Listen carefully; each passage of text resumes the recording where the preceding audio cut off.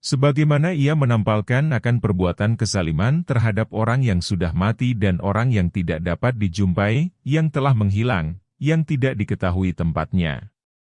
Adapun menyebutkan dan memperkenalkan kekurangan orang, maka itu adalah kejahatan baru, yang wajib diminta penghalalan daripadanya.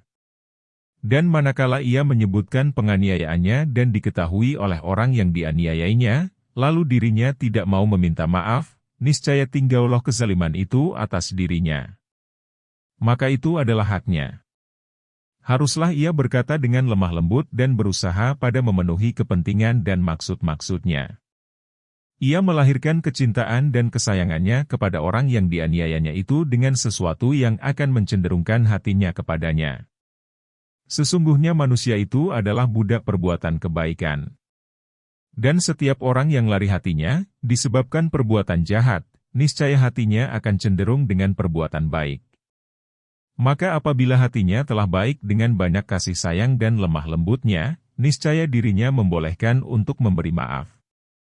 Maka jikalau ia enggan juga, selain terus-menerus tidak mau memaafkan, maka adalah kelemah lembutan dan keminta maafannya kepada orang tersebut, termasuk dalam jumlah perbuatan baiknya, yang mungkin akan menampalkan, pada hari kiamat akan penganiayaannya dan hendaklah kadar usahanya pada kesukaan dan kegembiraan hatinya dengan kasih sayang dan lemah lembutnya itu, seperti kadar usahanya pada menyakitinya. Sehingga, apabila salah satu daripada keduanya melawan akan yang lain atau bertambah atas yang lain, niscaya diambil yang demikian itu, sebagai ganti daripadanya pada hari kiamat dengan hukum Allah atasnya. Seperti orang yang menghilangkan harta orang lain di dunia, lalu ia datangkan dengan harta yang seperti harta tersebut, lalu orang yang punya harta itu tidak mau menerimanya dan tidak mau melepaskannya, maka hakim akan menetapkan, memutuskan, atas orang itu dengan menerimanya. Ia mau atau tidak mau. Maka seperti demikian juga, akan diputuskan pada dataran tinggi hari kiamat, oleh Maha Hakim dari segala hakim dan Maha Adil dari segala yang adil. Dan pada hadis yang disepakati oleh Bukhari dan Muslim dari kitab Asy-Syahihain, Syahih Al-Bukhari dan Syahih Muslim, dari Abi Sa'idi Al-Hudri, bahwa Nabi Allah bersabda, adakah pada orang-orang sebelum kamu, seorang laki-laki, yang telah membunuh 99 orang? Lalu ia menanyakan tentang orang yang terpandai dari penduduk bumi. Maka ia ditunjukkan kepada seorang pendeta. Lalu ia datang kepada pendeta itu, seraya mengatakan, bahwa ia telah membunuh 99 orang. Adakah baginya jalan bagi taubat? Pendeta itu menjawab, tidak. Lalu dibunuhnya pendeta itu. Maka sempurnalah dengan yang demikian itu, 100 orang yang dibunuhnya. Kemudian, ia menanyakan lagi, tentang orang yang terpandai dari penduduk bumi. Lalu ditunjukkan kepada seorang alim. Maka ia mengatakan kepada orang itu, bahwa ia telah membunuh 100 orang. Adakah baginya jalan untuk taubat? Orang alim itu menjawab, ada. Dan siapa yang mendindingi di antaranya dan taubat itu, maka pergilah ke bumi, negeri, itu dan itu. Di situ ada banyak manusia yang beribadah kepada Allah, Azza wa Jalla. Maka beribadahlah kepada Allah bersama mereka. Dan jangan engkau kembali kepada bumimu, negerimu. Karena bumimu itu bumi jahat. Lalu orang itu berjalan, sehingga sampai setengah jalan maka ia meninggal dunia. Lalu bertengkarlah malaikat rahmat dan malaikat azab tentang orang tersebut. Malaikat rahmat mengatakan, bahwa orang itu datang bertaubat, menghadap Allah dengan hatinya. Dan malaikat azab mengatakan, bahwa orang itu tidak berbuat kebajikan sekali-kali. Lalu datang kepada mereka, malaikat dalam bentuk anak Adam, manusia. Maka mereka jadikan anak Adam itu sebagai orang penengah, hakam, di antara mereka. Lalu hakam itu mengatakan, ukurlah di antara dua bumi, negeri, itu. Kemanakah di antara yang dua itu, ia lebih dekat, maka kesitulah dia. Lalu mereka ukur. Dan mereka dapati, bahwa dia lebih dekat ke bumi yang ditujunya.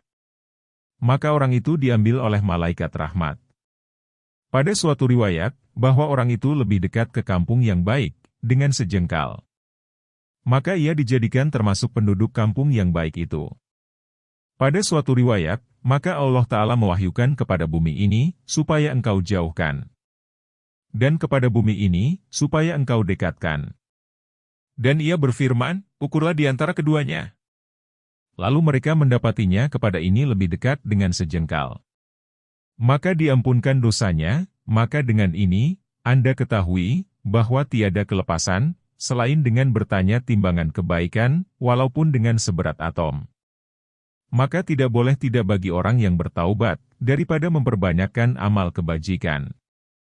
Dan inilah hukum maksud yang menyangkut dengan masa yang lalu.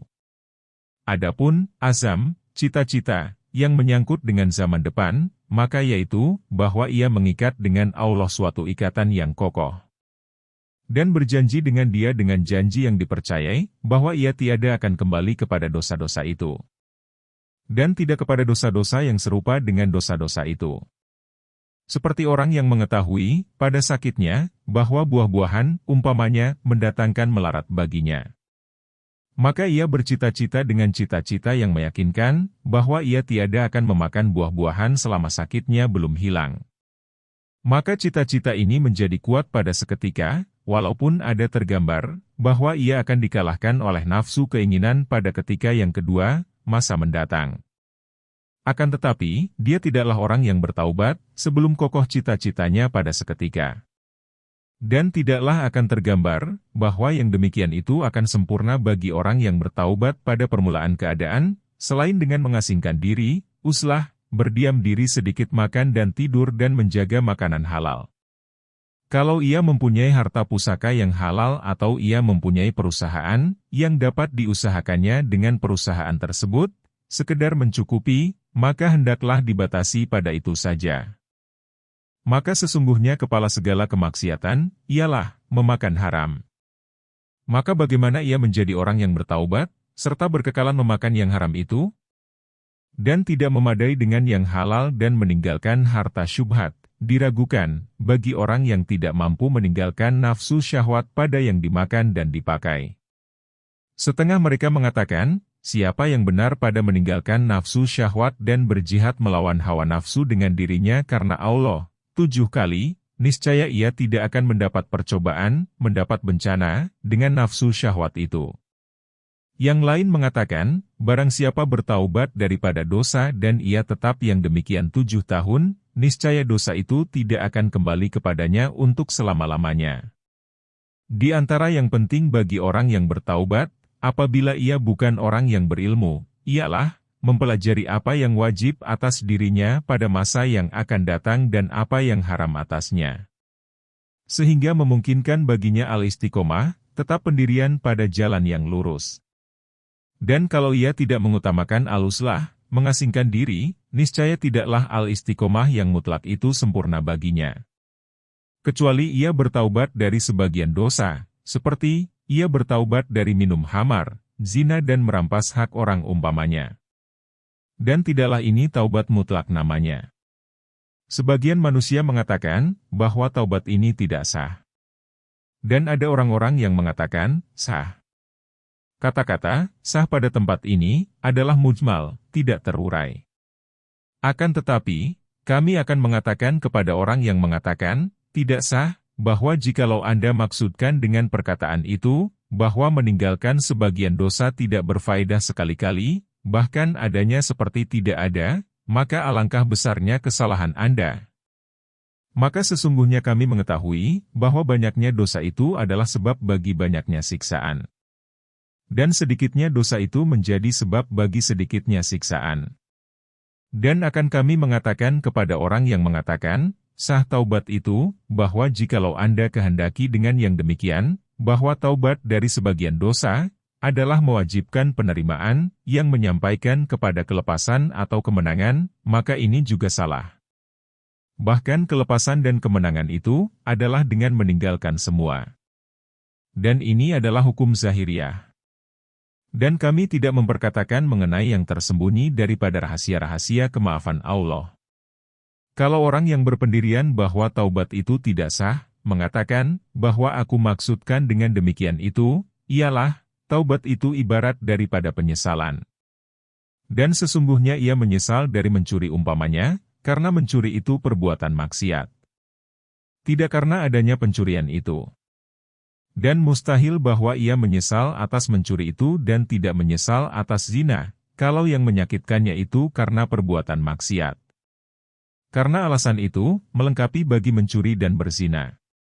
Sebab, orang yang merasa sakit atas pembunuhan anaknya dengan pedang, niscaya ia merasa sakit atas terbunuhnya dengan pisau. Karena perasaan sakitnya itu adalah disebabkan hilang yang dikasihinya. Sama saja hilang itu, dengan pedang atau dengan pisau. Maka seperti itu juga, perasaan sakit bagi hamba dengan hilang yang dikasihinya. Dan yang demikian itu dengan perbuatan maksiat, sama saja ia berbuat maksiat dengan mencuri atau berzina. Maka bagaimana ia merasa sakit atas sebagian dan tidak kepada sebagian? Penyesalan itu adalah suatu keadaan yang diharuskan oleh karena tahu bahwa perbuatan maksiat itu menghilangkan yang dikasihi, dari segi bahwa itu perbuatan maksiat. Maka tiadalah akan tergambar bahwa penyesalan itu ada pada sebagian perbuatan maksiat, tidak pada sebagian. Kalau boleh ini, niscaya boleh ia bertaubat dari minum khamar dari salah satu dua tong besar, tidak dari tong yang lain. Maka jikalau yang demikian itu mustahil, dari segi bahwa perbuatan maksiat pada dua khamar itu satu. Hanya dua tong besar itu adalah merupakan tempat semata-mata. Maka seperti itu juga, bahwa maksiat itu sendiri alat bagi maksiat. Dan maksiat dari segi menyalahi perintah itu, satu. Jadi, arti tidak sah, ialah bahwa Allah Ta'ala menjanjikan bagi orang-orang yang bertaubat itu, akan satu tingkat. Dan tingkat itu tidak akan tercapai, selain dengan penyesalan. Dan penyesalan itu tiada akan tergambar di atas sebagian hal-hal yang serupa. Maka penyesalan itu adalah seperti milik yang teratur di atas penyerahan dan penerimaan. Maka apabila penyerahan dan penerimaan itu tidak sempurna, maka kita katakan bahwa akad, ikatan jual-beli, itu tidak sah, yang tidak akan berhasil padanya, buah. Yaitu, milik. Pentahkikan ini, ialah, bahwa hasil semata-mata meninggalkan maksiat itu, akan terputus daripadanya siksaan dari apa yang ditinggalkannya. Dan buah penyesalan itu, ialah, penutupan dosa dari apa yang telah berlalu. Maka meninggalkan curi, tidak akan menutupkan curi. Akan tetapi, penyesalan atas curi itu. Dan penyesalan itu tiada akan tergambar, selain karena curi itu adalah perbuatan maksiat. Dan yang demikian itu meratai akan semua perbuatan maksiat. Itulah perkataan yang dapat dipahami, yang terjadi, yang meminta orang yang sadar untuk berbicara, yang dengan penguraiannya tersingkaplah tutup. Maka kami akan mengatakan, bahwa taubat dari sebagian dosa itu, tiada akan terlepas, ada kalanya taubat itu dari dosa-dosa besar, tidak dari dosa-dosa kecil. Atau dari dosa-dosa kecil, tidak dari dosa-dosa besar. Atau dari suatu dosa-dosa besar, tidak dari dosa besar lainnya. Adapun taubat dari dosa-dosa besar, tidak dari dosa-dosa kecil, maka itu suatu urusan yang mungkin. Karena ia tahu, bahwa dosa-dosa besar itu, lebih besar pada sisi Allah dan lebih membawa kepada kemarahan Allah dan kutukannya. Dan dosa-dosa kecil itu lebih dekat kepada jalan kemaafan kepadanya. Maka tiada mustahil, bahwa ia bertaubat dari yang lebih besar dan menyesal daripadanya. Seperti orang yang berbuat kesalahan kepada keluarga raja dan permaisurinya dan berbuat aniaya kepada kendaraannya. Maka dia itu takut pada berbuat aniaya kepada keluarga raja dan memandang enteng pada berbuat aniaya kepada kendaraan raja. Dan penyesalan itu, adalah menurut pandangan besarnya dosa dan berkeyakinan adanya dosa itu menjauhkan daripada Allah Ta'ala. Dan ini mungkin adanya, pada agama. Maka telah banyaklah orang-orang yang bertaubat pada masa-masa yang silam. Dan tiada seorang pun dari mereka itu yang terpelihara dari dosa, orang masyum. Maka tidaklah taubat itu meminta terpelihara dari dosa. Dokter kadang-kadang memperingati orang sakit dari air madu, dengan peringatan keras. Dan memperingatinya dari gula, dengan peringatan yang lebih ringan dari itu, atas segi yang diketahuinya, bahwa kadang-kadang tidak menampak sekali-kali melaratnya gula. Maka si sakit itu bertaubat dengan katanya, dari air madu, tidak dari gula.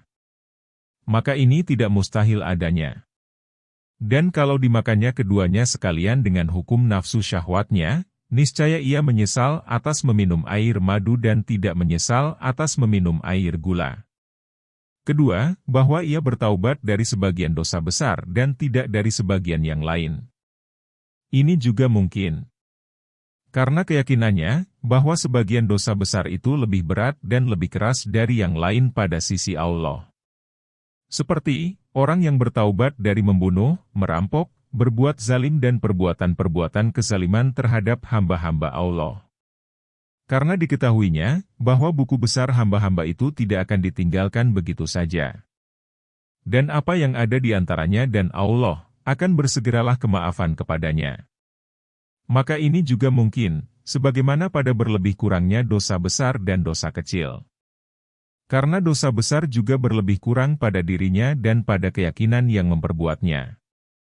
Dan karena itulah, kadang-kadang ia bertaubat dari sebagian dosa besar, yang tiada menyangkut dengan hamba, sebagaimana ia bertaubat dari minum khamar, tidak dari zina umpamanya. Karena, jelas baginya bahwa khamar itu kunci segala kejahatan. Dan bahwa, apabila hilang akalnya, niscaya ia mengerjakan segala perbuatan maksiat dan dia tidak mengetahuinya. Maka menurut beratnya minum khamar padanya, lalu membangkitlah daripadanya ketakutan, yang mengharuskan demikian, untuk meninggalkan meminumnya pada masa mendatang dan penyesalan atas masa yang lampau. Ketiga, bahwa ia bertaubat dari satu dosa kecil atau dosa-dosa kecil. Dan ia terus melakukan dosa besar, yang diketahuinya bahwa itu dosa besar. Seperti, ia bertaubat dari mengumpat orang atau dari memandang dari bukan mahramnya atau yang seperti itu, sedang ia berketerusan meminum khamar. Maka ini juga hal yang mungkin. Dan segi kemungkinannya ialah, bahwa, tiada seorang pun dari orang mukmin, melainkan dia itu takut dari perbuatan-perbuatannya yang maksiat. Dan menyesal atas perbuatannya, sebagai suatu penyesalan, yang ada kalanya lemah dan ada kalanya kuat. Akan tetapi, kesenangan nafsunya pada perbuatan maksiat tersebut, adalah lebih kuat, daripada kepedihan hatinya pada ketakutan padanya. Karena sebab-sebab, yang mengharuskan kelemahan takut itu, dari karena kebodohan dan kelengahan. Dan sebab-sebab yang mengharuskan kuatnya nafsu syahwat. Maka penyesalan itu ada. Akan tetapi, penyesalan itu tidak mampu menggerakkan cita-cita dan tidak pula kuat pada cita-cita itu. Jikalau ia selamat dari nafsu syahwat yang lebih kuat daripadanya, dengan tidak menantanginya, selain oleh yang lebih lemah, niscaya takut itu dapat memaksakan nafsu syahwat dan mengalahkannya. Dan yang demikian itu mengharuskan untuk ditinggalkannya perbuatan maksiat. Kadang-kadang bersangatan senangnya orang fasik itu kepada khamar. Lalu ia tidak sanggup bersabar daripadanya. Dan adalah kesenangannya begitu saja, mengenai umpatan, mencela orang dan memandang kepada bukan mahramnya. Dan takutnya kepada Allah telah sampai kepada tingkat, yang dapat mencegah dari nafsu syahwat ini, tidak yang kuat. Maka diwajibkan kepadanya oleh tentara takut, untuk membangkitkan cita-cita, bagi meninggalkan perbuatan maksiat. Bahkan orang fasik itu akan mengatakan pada dirinya, kalau aku dipaksakan oleh setan, dengan perantaraan kekerasan nafsu syahwat, pada sebagian perbuatan maksiat, maka tidak seyogialah aku membuka tali kekang dan melepaskan talinya secara keseluruhan. Akan tetapi, aku akan bermujahadah, melawannya, pada sebagian perbuatan maksiat itu. Semoga aku dapat mengalahkan setan itu. Maka adalah paksaanku kepada setan pada sebagian dosa itu, menjadi penutup dosa bagi sebagian dosaku. Jikalau tidak tergambarkan ini, niscaya tidak akan tergambar dari hal orang fasik, yang bersembahyang dan berpuasa. Dan dikatakan kepadanya, jikalau adalah syalatmu bukan karena Allah, maka tidak sah. Dan kalau karena Allah, maka tinggalkanlah perbuatan fasik itu karena Allah. Sesungguhnya perintah Allah padanya itu satu. Maka tidaklah tergambar, bahwa engkau masukkan dengan sholat engkau itu, mendekatkan diri kepada Allah Ta'ala, selama engkau tidak mendekatkan diri dengan meninggalkan perbuatan fasik. Dan ini mustahil, bahwa ia mengatakan, Allah Ta'ala mempunyai atas diriku dua perintah. Dan bagiku atas menyalahi kedua perintah itu, dua siksaan aku sanggup pada salah satu dari keduanya, dengan memaksakan setan dan lemah pada yang lain. Maka aku akan paksakan setan itu pada yang aku sanggupi. Dan aku harap dengan mujahadahku, melawannya, padanya, bahwa akan tertutup, menjadi penutup dosa, daripadaku, akan sebagian, yang aku lemah daripadanya, disebabkan bersangatan nafsu syahwatku.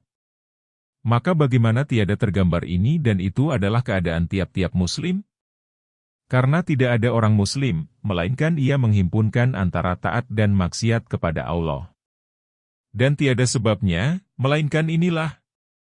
Apabila ini telah dipahami, niscaya dapat dipahami, bahwa kerasnya ketakutan bagi nafsu syahwat pada sebagian dosa itu, mungkin ada.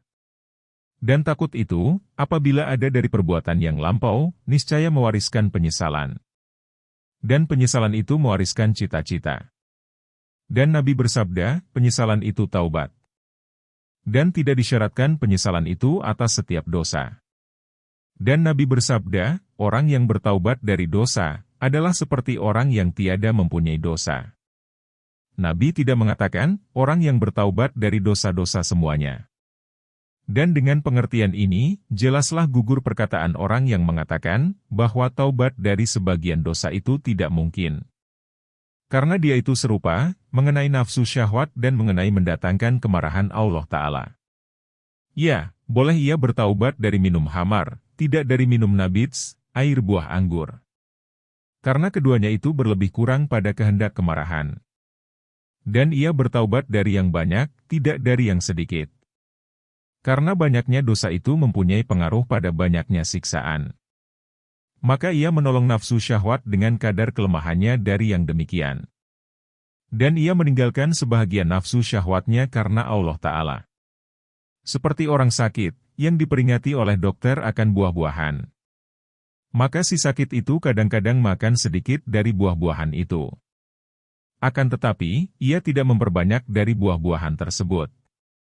Maka dari ini, berhasillah, bahwa tidak mungkin ia bertaubat dari sesuatu dan ia tidak bertaubat dari yang serupa dengan sesuatu tersebut.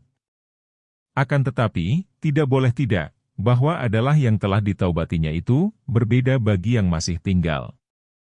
Ada kalanya pada bersangatan maksiat dan ada kalanya pada kekerasan nafsu syahwat.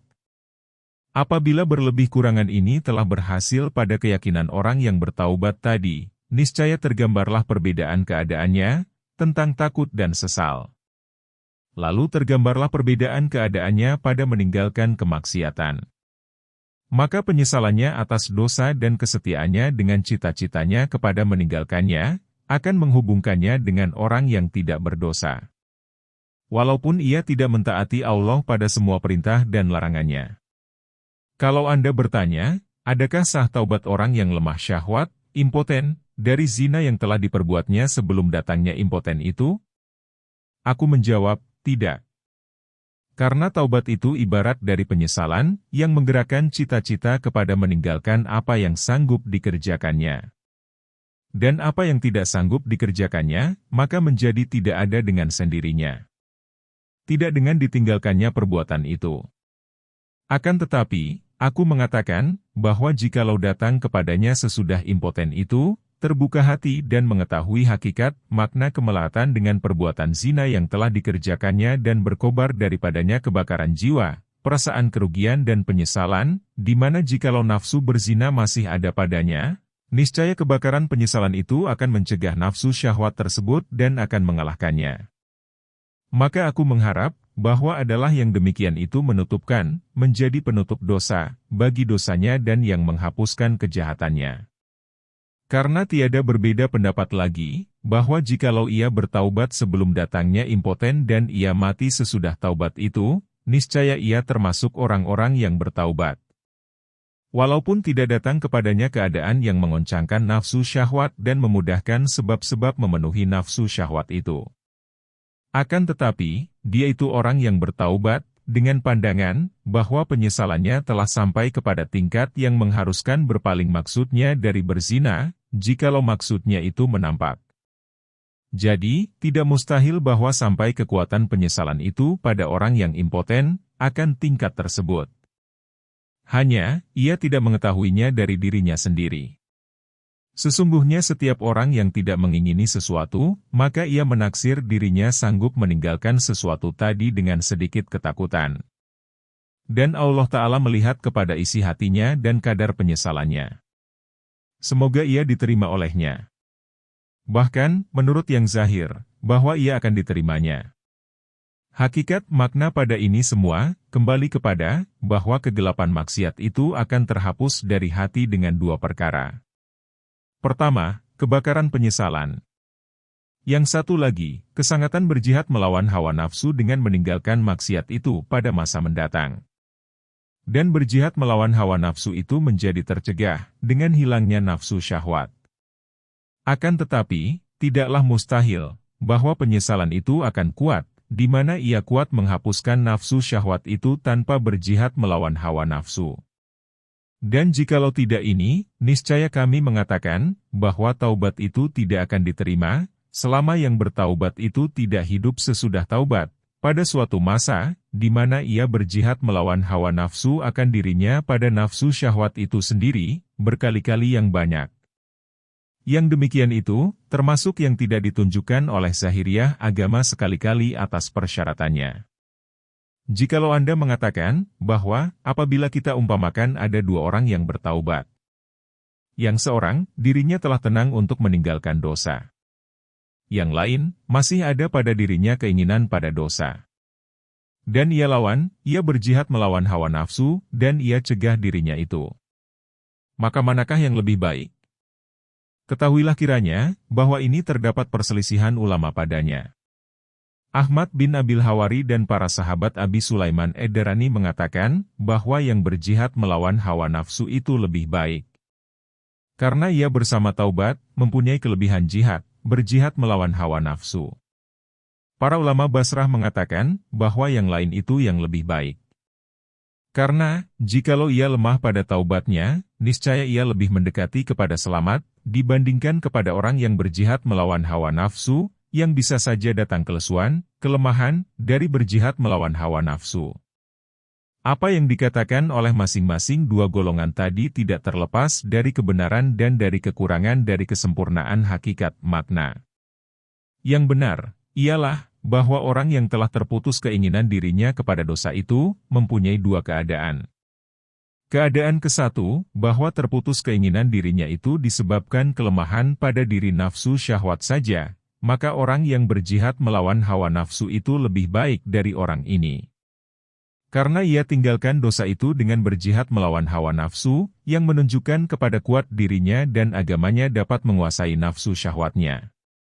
Maka itu dalil yang tegas kepada kuatnya keyakinan dan kuatnya agama. Aku maksudkan dengan kuatnya agama, ialah kuatnya kemauan yang tergerak dengan isyarat keyakinan dan dapat mencegah nafsu syahwat yang tergerak dengan isyarat setan-setan. Maka inilah dua kekuatan yang ditunjukkan kepadanya dengan pasti oleh melawan hawa nafsu. Dan kata orang yang mengatakan bahwa ini yang lebih selamat.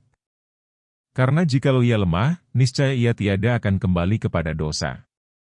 Maka ini benar. Akan tetapi, menggunakan perkataan, lebih baik, padanya itu salah. Dan itu, adalah seperti kata orang yang mengatakan, bahwa, impoten lebih baik daripada jago. Karena impoten itu aman dari bahaya nafsu syahwat. Dan anak kecil lebih baik daripada orang dewasa. Karena dia lebih selamat. Dan orang yang tidak beruang itu lebih baik daripada raja yang perkasa, yang dapat mengalahkan musuh-musuhnya. Karena orang yang tidak beruang itu tidak mempunyai musuh. Dan raja itu, kadang-kadang sekali ia dikalahkan dan walaupun ia memperoleh kemenangan berkali-kali. Ini adalah perkataan orang yang baik hati, terbatas pemandangannya atas yang zahiriah saja. Tidak mengetahui bahwa kemuliaan itu dalam menghadapi berbagai bahaya. Dan bahwa ketinggian itu syaratnya, ialah menempuh tipu daya orang. Bahkan seperti dikatakan oleh orang yang mengatakan, pemburu yang tidak mempunyai kuda dan anjing, adalah lebih baik dalam usaha pemburuan dan lebih tinggi tingkatnya daripada yang mempunyai anjing dan kuda. Karena yang tidak berpunya itu akan aman dari keliaran kudanya. Maka anggota tubuhnya akan hancur ketika jatuh ke atas tanah. Dan akan aman daripada akan digigit oleh anjingnya dan dianiaya oleh anjing tersebut. Pendapat ini salah. Akan tetapi, yang mempunyai kuda dan anjing, apabila ia kuat, lagi tahu cara mendidik kuda dan anjingnya itu, lebih tinggi tingkat dan lebih layak memperoleh kebahagiaan memburu. Keadaan kedua, bahwa hilangnya keinginan itu, disebabkan kuat keyakinan dan benarnya bersungguh-sungguh yang lalu. Karena, ia telah sampai kepada tingkat, yang dapat mengalahkan berkobarnya nafsu syahwat. Sehingga syahwat itu berkesopanan dengan kesopanan agama. Nafsu syahwat itu tidak berkobar, selain dengan isyarat dari agama. Dan ia tenang, disebabkan penguasaan agama kepadanya. Maka ini adalah tingkat tertinggi dari orang yang bersungguh-sungguh, yang bertindak keras bagi berkobarnya nafsu syahwat dan mencegahkannya. Dan perkataan orang yang mengatakan bahwa bagi yang demikian itu tidak mempunyai kelebihan berjihad, adalah karena kurang mengetahui dengan maksud jihad itu. Sesungguhnya jihad itu tidaklah dimaksudkan jihad itu sendiri. Akan tetapi, yang dimaksudkan ialah memutuskan kepuasan musuh. Sehingga ia tidak menarikkan engkau kepada nafsu syahwatnya. Dan kalau ia lemah dari menarik engkau, maka ia tidak mencegah engkau dari menjalani jalan agama. Maka apabila engkau telah dapat memaksakan musuh dan engkau berhasil mencapai maksud, maka sesungguhnya engkau telah menang. Dan selama engkau berkekalan dalam bersungguh-sungguh, maka engkau sesudah itu dalam mencari kemenangan. Contohnya adalah seperti orang yang memaksakan musuh dan memperbudakannya, dibandingkan kepada orang yang sibuk dengan jihad pada barisan perang. Dan ia tidak tahu bagaimana ia menjadi selamat. Dan contohnya juga, seperti orang yang mengajarkan anjing buruan dan melatih kuda.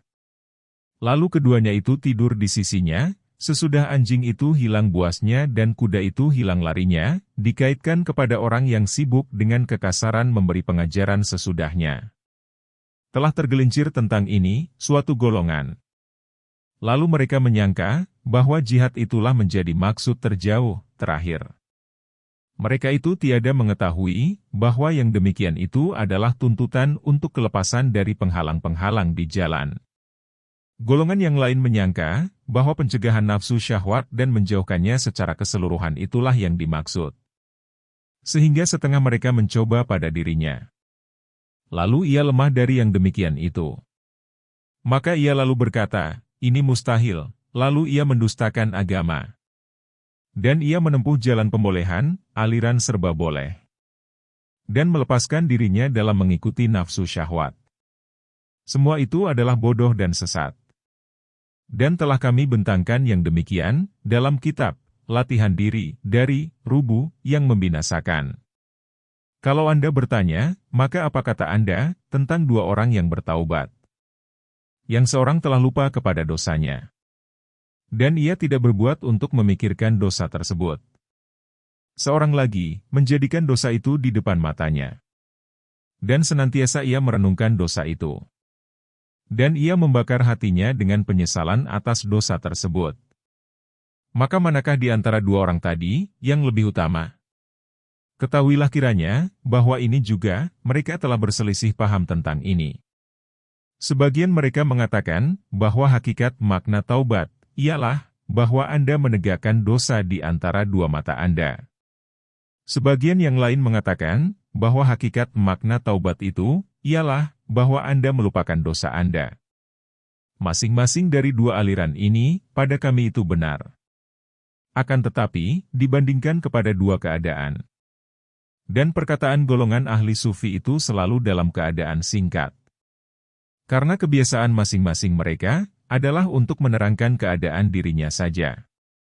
Dan tidak penting baginya keadaan orang lain. Lalu berbedalah penjawaban, karena berbedanya keadaan. Dan ini adalah kekurangan, dengan dikaitkan kepada cita-cita, kemauan dan kesungguhan, di mana yang empunya itu singkat perhatian atas keadaan dirinya sendiri, yang tidak penting baginya urusan orang lain. Karena jalannya kepada Allah, ialah dirinya. Dan tempatnya ialah hal keadaan dirinya sendiri. Kadang-kadang jalan hamba kepada Allah itu ilmu, pengetahuan. Maka jalan kepada Allah Ta'ala itu banyak, walaupun jalannya itu berbeda tentang dekat dan jauh. Dan Allah yang Maha Tahu, siapa yang lebih mendapat petunjuk jalan, serta bersekutu pada pokok hidayah, petunjuk. Maka aku mengatakan, bahwa tergambarnya dosa, teringat dan merasa sakit atas dosa itu, adalah sempurna pada pihak orang permulaan. Karena apabila ia melupakan dosa itu, niscaya tidak banyak terbakar jiwanya dengan penyesalan. Maka tidak kuat kemauannya dan tergerak hatinya untuk menempuh jalan itu, karena yang demikian, mengeluarkan daripadanya, kegundahan dan ketakutan yang membagi daripada kembalinya kepada dosa yang seperti itu. Maka orang tersebut, dengan dikaitkan kepada orang yang lalai, adalah sempurna. Akan tetapi, dengan dikaitkan kepada orang yang menempuh jalan itu adalah kekurangan. Karena itu adalah pekerjaan yang mencegah daripada menempuh jalan. Bahkan, yang menempuh jalan itu, seyogialah bahwa ia tidak mendaki atas bukan jalan yang ditempuh. Maka jikalau telah menampak baginya pokok-pokok kesampaian dan terbuka baginya cahaya ilmu mengenal Allah Ta'ala dan kecemerlangan gaib, niscaya yang demikian itu membenamkannya. Dan tidak tinggal lagi padanya kelapangan waktu untuk menoleh kepada hal ihwalnya yang lalu. Dan itu adalah kesempurnaan. Bahkan, jikalau musafir itu dicegah dari jalan kepada sesuatu negeri, oleh sungai yang membatasi, niscaya lamalah kepayahan musafir itu pada menyeberanginya, pada suatu masa, di mana ia telah menghancurkan jembatannya sebelumnya maka jikalau ia duduk di tepi sungai, sesudah diseberanginya, di mana ia menangis karena kesedihan atas pengerobohan jembatan itu, niscaya adalah ini suatu pencegah yang lain, yang diperbuatnya dari pencegah itu. Ya, jikalau waktu itu bukan waktu berangkat, dengan dia berada di malam hari, maka sukarlah berjalan. Atau ada jalan pada jalannya beberapa sungai dan ia takut atas dirinya melalui sungai-sungai itu, maka lamalah di malam itu tangisnya dan sedihnya atas pengerobohan jembatan. Supaya menjadi kokoh cita-citanya dengan lamanya kesedihan, untuk tidak kembali kepada yang seperti dosa itu. Kalau berhasil baginya dari peringatan, apa yang menjadi kepercayaan bagi dirinya, bahwa ia tidak akan kembali lagi kepada dosa yang seperti itu, maka menempuh jalan tersebut adalah lebih utama baginya, daripada menyibukkan diri dari mengingati pengerobohan jembatan dan menangisinya. Dan ini tidak diketahui, selain oleh orang yang mengetahui jalan, maksud, penghalang dan jalan yang ditempuh. Dan telah kami isyaratkan kepada pengisyaratannya daripadanya, pada kitab ilmu dan pada rubu, yang membinasakan. Bahkan kami mengatakan, bahwa syarat berkekalan taubat, ialah, bahwa banyak berpikir tentang nikmat di akhirat. Supaya bertambah keinginannya.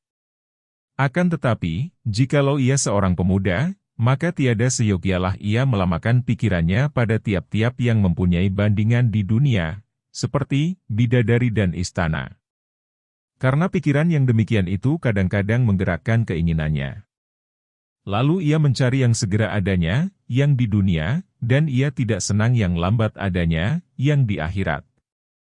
Akan tetapi, seyogialah ia merenungkan kepada lezatnya memandang kepada wajah Allah Ta'ala saja. Dan yang demikian itu, tiada mempunyai bandingan di dunia, maka seperti yang demikian juga, mengingati dosa, kadang-kadang menggerakkan nafsu syahwat.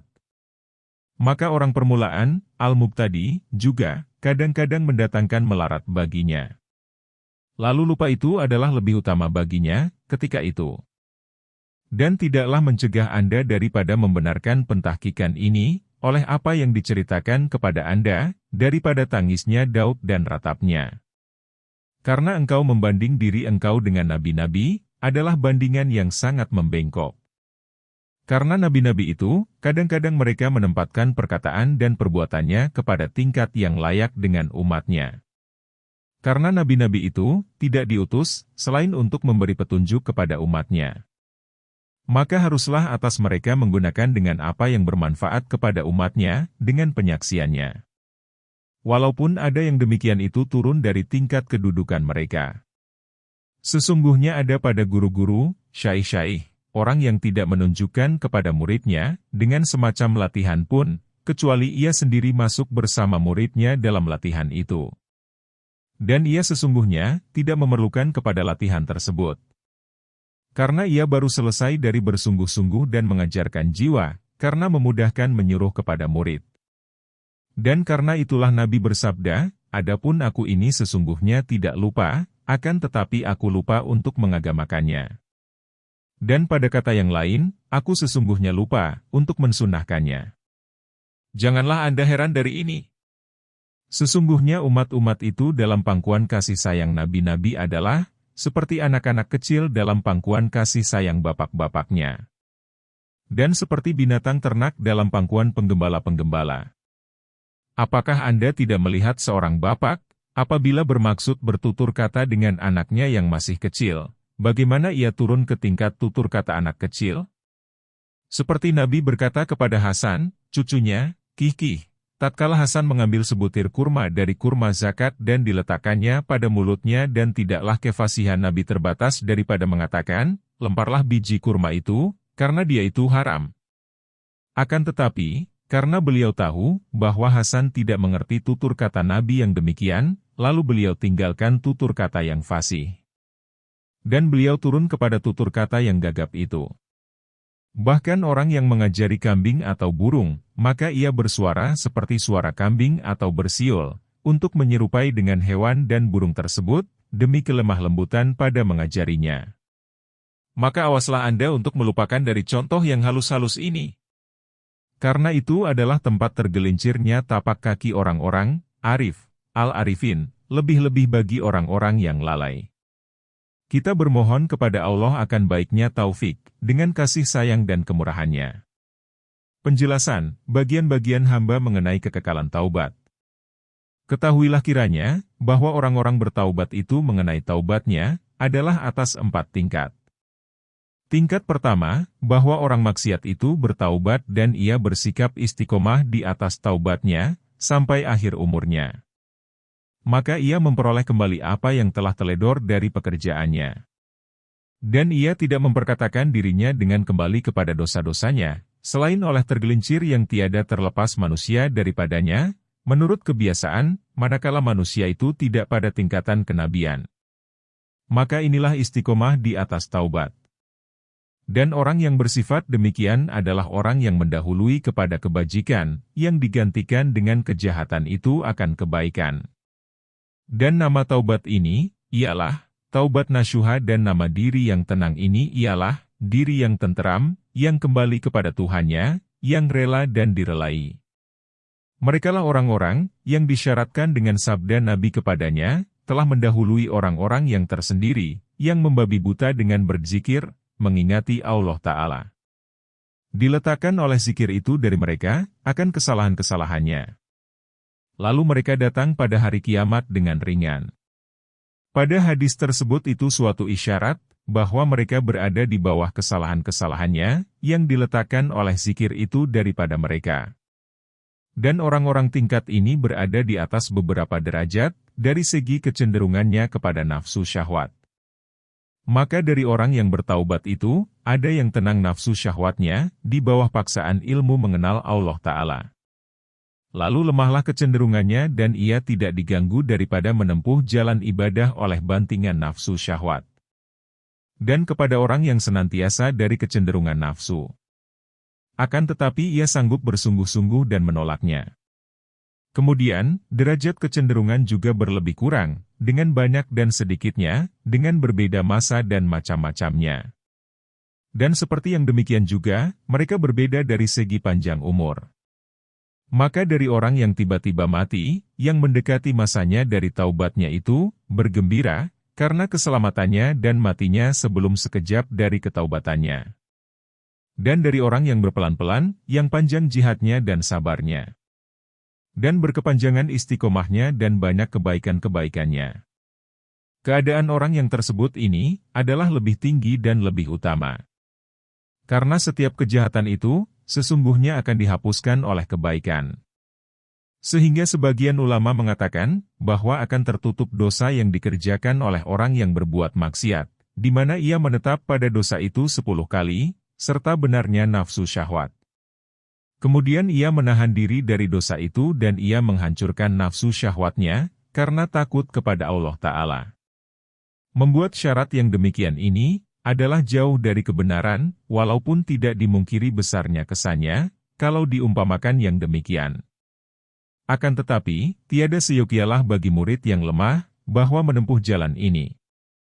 Lalu berkobarlah nafsu syahwatnya dan muncullah sebab-sebab, sehingga ia menetap pada yang demikian. Kemudian, ia ingin benar, pada mencegahnya. Karena ia tidak percaya akan keluar tali nafsu syahwat dari pilihannya.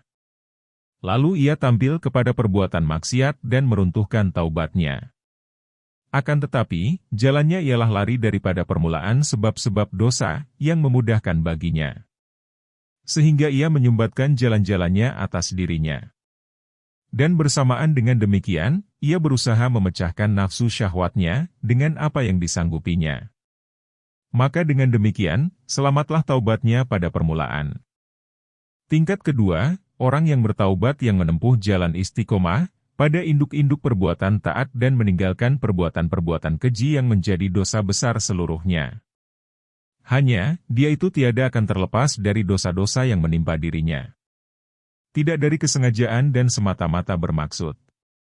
Akan tetapi, ia mendapat percobaan dengan dosa-dosa tersebut dalam perjalanan hidup keadaan dirinya, tanpa ia mengemukakan cita-cita kepada mengerjakan dosa-dosa itu. Akan tetapi, tiap kali ia telah mengerjakan dosa-dosa itu, niscaya ia mengutuk dirinya, menyesali dan bersedih hati. Dan ia membarukan cita-citanya, untuk berkekalan menjaga diri dari sebab-sebab dosa yang mendatangkannya kepada dosa-dosa tersebut. Nafsu ini layak, bahwa dia itu, nafsu yang mencela dirinya. Karena nafsu tersebut mencela yang empunya nafsu itu, terhadap apa yang ditunjukkannya dari hal ihwal yang tercela. Tidak dari cita-cita yang benar-benar, rekaan pikiran dan maksud. Ini juga tingkat yang tinggi, walaupun turun dari tingkat pertama di atas. Dan itulah kebanyakan hal ihwal orang-orang yang bertaubat. Karena kejahatan itu diperas dengan tanah liat kejadian anak Adam, yang sedikitlah anak Adam itu terlepas daripadanya. Dan penghabisan usaha sesungguhnya ialah, kebajikannya yang dapat mengalahkan kejahatannya. Sehingga timbangannya menjadi berat. Lalu daun timbangan kebajikannya menjadi lebih kuat. Adapun, bahwa daun timbangan kejahatan akan kosong secara keseluruhan, maka yang demikian itu adalah terlalu jauh untuk dapat dicapai.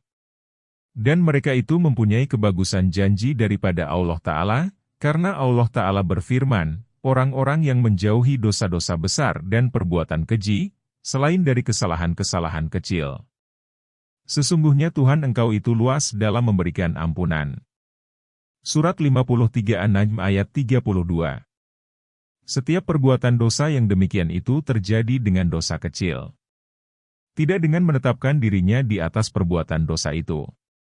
Maka itu adalah pantas, bahwa yang demikian itu termasuk kesalahan yang dimaafkan. Allah Ta'ala berfirman, dan orang-orang itu, apabila mengerjakan perbuatan keji atau menganiaya dirinya sendiri, mereka ingat kepada Allah, lalu memohon ampun kepadanya terhadap dosa mereka. Surat 3 Ali Imran ayat 135. Allah Ta'ala memuji mereka serta mereka itu menganiaya dirinya sendiri adalah karena penyesalan mereka dan mereka mencaci dirinya sendiri terhadap perbuatan dosa tersebut. Dan kepada tingkat yang seperti ini, diisyaratkan dengan sabda Nabi, menurut yang diriwayatkan Ali, yang terbaik dari kamu, ialah, tiap-tiap orang yang mendapat percobaan, yang bertaubat. Pada hadis lain, ialah, orang mukmin itu adalah seperti tangkai padi. Sewaktu-waktu ia berputar dan sewaktu-waktu ia cenderung. Pada hadis disebutkan, tak boleh tidak bagi orang mukmin, dari dosa yang diperbuatnya dari waktu ke waktu. Artinya, dari ketika ke ketika yang lain. Semua yang demikian itu, adalah dalil-dalil yang meyakinkan, bahwa sekedar itu tidaklah meruntuhkan taubat. Dan orang yang mempunyai taubat tersebut, tidaklah dihubungkan dengan derajat orang-orang yang berkekalan dengan dosa. Dan orang yang menganggap putus asa, orang yang seperti ini dari derajat orang-orang yang bertaubat, adalah seperti dokter, tabib, yang merasa putus asa orang sehat daripada kekal kesehatannya, disebabkan apa yang dimakannya, dari buah-buahan dan makanan-makanan panas, sekali-kali, tanpa terus-menerus dan berkekalan. Dan seperti seorang ahli fikih, al-faqih, yang merasa putus asa bagi seorang yang mempelajari ilmu fikih, untuk mencapai derajat al-fuqaha, ahli ilmu fikih, disebabkan kelemahannya daripada meneruskan dengan berulang-ulang dan penyangkutan pada waktu-waktu yang jarang diperbuat, yang tiada berkepanjangan dan tiada banyak. Yang demikian itu menunjukkan kepada kekurangan dokter dan ahli fikih. Bahkan ahli fikih pada agama, ialah orang yang tiada merasa putus asa bagi makhluk daripada derajat-derajat kebahagiaan, dengan yang bersesuaian bagi mereka, dari waktu-waktu terluang dan mengerjakan kejahatan-kejahatan yang terjadi sepintas lalu. Nabi bersabda, setiap anak Adam itu berbuat kesalahan.